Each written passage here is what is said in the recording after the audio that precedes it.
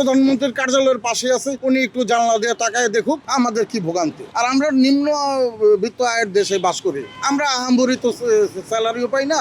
9 থেকে 10 ঘন্টা যাবত এই রোদ্রে পুরে সিরিয়ালে আছে। পানিমন্ত্রী বললো যে আমাদের তেলের কোনো সংকট নাই, কিন্তু আমি তো দেখতেছি সংকটের মানে এর থেকে আর সংকট কি হইতে পারে?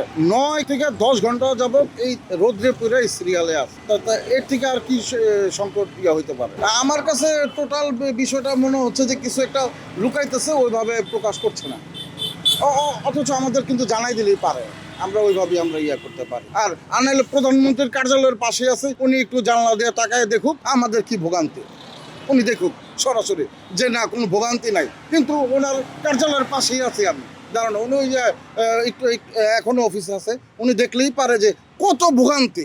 এমন ইভেন লোক আছে যে আপনার রাত কালকে 10টায় আসছে, ওই যে 10টায় আসছে, আপনার এখনো সিরিয়ালে আছে, সামনে সিরিয়ালে আছে। আর কি বলবো, এর থেকে আর মানে কি চাপ পাওয়া করতে পারে? আমি তো সাধারণ জনগণ, সাধারণ নাগরিক, আমারও হয়তো আয়ের ওষুধ ওরকম না হইতে পারে, হয়তো আমি পারি, আরেকজন পারতেছে না। এরকম আমরা অহরহ দেখতেছি যে যারা রাইড করতেছে, ফুড পান্ডা ডেলিভারি দিচ্ছে, আবার মনে করেন যে উবারে আছে, তারপরে অনেক ইয়েতেই আছে, হ্যাঁ পাঠাওতে আছে। ওনারা বলতেছে যে এটা মানা যায় না, যে হুট করে 40 টাকা, মানে এটা কিভাবে?